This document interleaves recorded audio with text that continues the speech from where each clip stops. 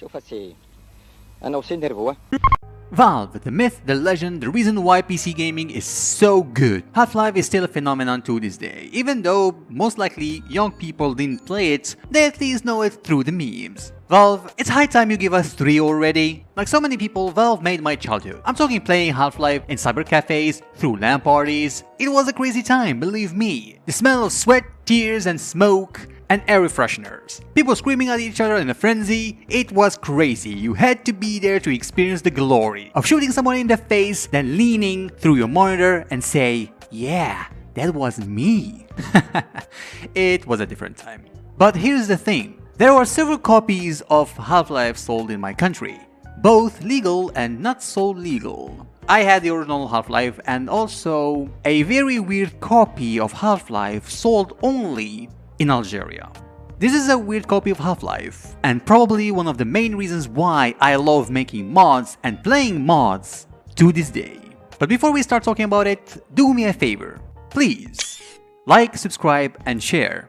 I would love to reach 1K before the end of the year to give me the motivation necessary to continue doing this. And to everyone who've been watching me all this time, and liking, subscribing, and even commenting, thank you very much. You are dear to my heart. And now let's talk about this weird copy sold only in Algeria. This is Half-Life Compile number 1.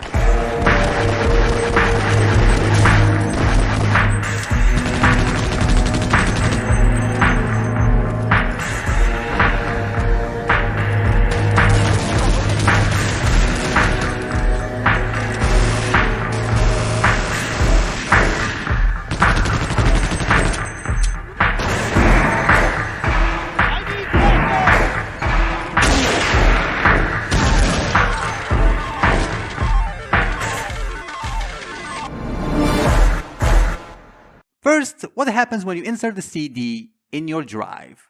You get this.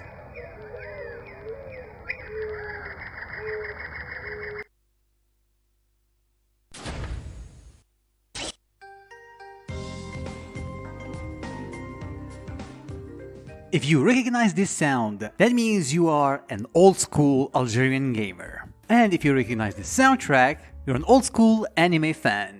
The soundtrack you hear in the background is Blue Seed Ending 1 Touch and Go by Megumi Hayashibara. If you didn't watch Blue Seed, I highly recommend it. This soundtrack is so nostalgic. You see, in Algeria, if you were a gamer, you're most likely someone who watches anime, at least on the side. They were both intertwined with each other, which makes sense why this launcher has an anime soundtrack in it. And also because the guys behind these bootleg CDs were huge anime fans. Simple as that. So what does the launcher contain? Well, first and foremost, the launcher is in French. We have installation, which is installation, not that different from English. This is where you start the installation. Pretty self-explanatory, really.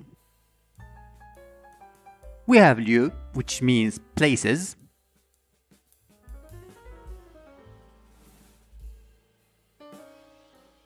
None of the links work, so don't try using them. They are long dead. Even the main site has been down for ages. Moving to, well, fun.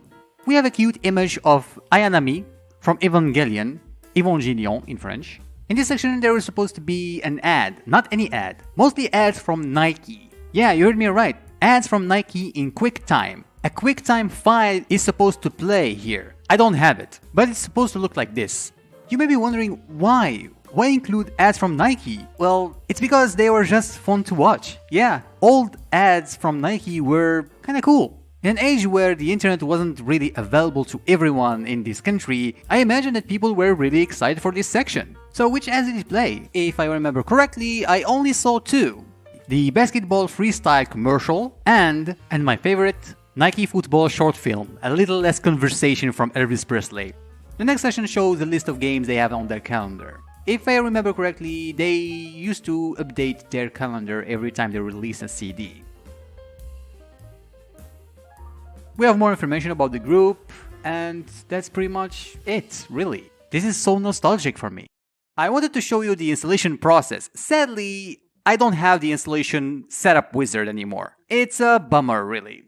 Let's start with Half-Life. This is the one version of Half-Life. You notice something missing in the menu. The logo is completely missing. I don't know why, maybe to save up some space. It also does not contain the Half-Life soundtrack, which came as a surprise when I owned an original copy and I left my CD inside the drive back then only for me to hear the soundtrack. Imagine my surprise and confusion. This copy contains the beta version of Day of Defeat 2.0, Opposing Force and Counter-Strike 1.5. The single player is also the same, nothing has been changed, but what's different with this copy is the multiplayer, not the single player.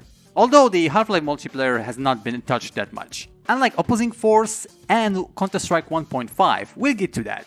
Clicking on Customize, you'll notice something different than the original Half-Life. First, the spray paint is completely different with added sprays from Riz. We also have added models, likely sourced from Planet Half-Life. I wonder if the site still exists. We have Thor, we have Santa, we have Vegeta from Dragon Ball Z, we have so many models, but the launcher crashes here. The reason is Morpheus. The image associated with the model, that is. The image was not only too big for the launcher, it also came in a different color depth. The limit is 256 color. The BMP had more. Yeah, the same format used in MS Paint. It may have disappeared nowadays, but back then it was cutting edge. Of course, I fixed the issue by deleting the image, and I just directly went to the multiplayer. And here we are playing against bots. They are completely spastic bots, and they are a menace. Look at this, they are completely crazy. Not that different from a real server now that I think about it.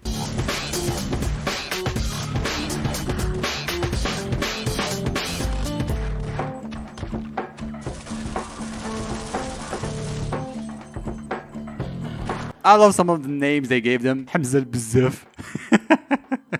It's quite funny because it means Hamza the more. Get it? The more you get? Hamza the more you get? Yeah, it's not so funny when you explain the joke. No, what the heck, I'll laugh anyway. There isn't much to say about Day of Defeat. It's the beta 2.0. The only difference that I can mention is that compared to the release, the models are more simplistic. And that's pretty much it, really. Things starts to get more interesting with Opposing Force.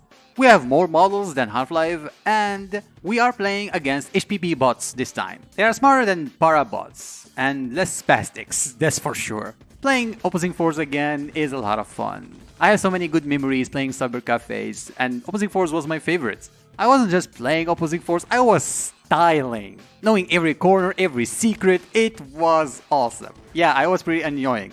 How did you know? So how did I get the CD in the first place? Well, I did not buy it. The thing is, one day, I don't know what happened exactly, but my PC didn't work. At the time, it was the family PC, not mine.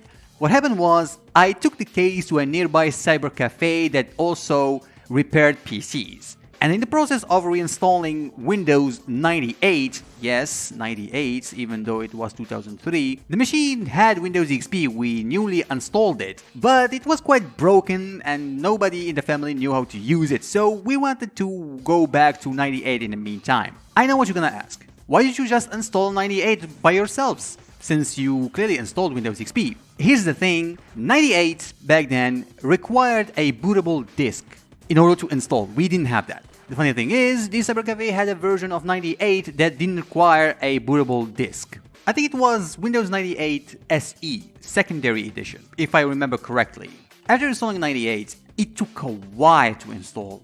I mean, it stayed there overnight, just to install the OS. God, we have it easy nowadays. I went there the first thing in the morning and he gave me the PC and asked if I had games. And of course I said no. I mean, I was a kid and I wanted more games. I wouldn't say no for a couple of free games, right? He then proceeded to grab a disc from his desk and gave it to me and said, install this once you get home, but don't forget to bring me back the CD, alright? I'm like, okay, uncle. Thank you very much. This is how I got my hands on this weird copy of Half-Life. Aside from Reese's logo, there is not much difference in Counter-Strike 1.5, except the addition of pod bots. They are a bit spastic, but not quite spastic as para bots. I love Counter-Strike 1.5, mainly because of DE Vegas. It's my favorite map after CS Assault. It's a shame it was never ported officially to 1.6. and Condition Zero, and Source, and Go. There are a lot of CS games when you think about it. But the community did make a lot of cool remixes of the EVGUS. However, there is something else I didn't talk about. A mystery, if you will. Did you notice in the corner something strange? Yeah, the bots are communicating. I'm playing offline. Where is it coming from? How is it possible? Could it be ghosts from all the players who played this copy before they were packed together? Could it be Reese's employees having a LAN party or playing online together and messaging each other and somehow it got saved? Could it be? Yeah, not really. As much as I love for it to be a time capsule, it's not the case. The thing is that even though the name are edited names and added to the game by most likely Reese, the messages, however, are original from HPB bots and pod bots. I do not think they were tampered with in any way. I took a look at the files and it doesn't seem that way. However, it makes for a great creepypasta. It was a lot of fun rediscovering this copy of Half-Life after so many years. I hope you enjoyed as much as I did. It's a small piece of Algerian gaming history that I really wanted to share with you guys. Thanks for watching and see you next time, inshallah.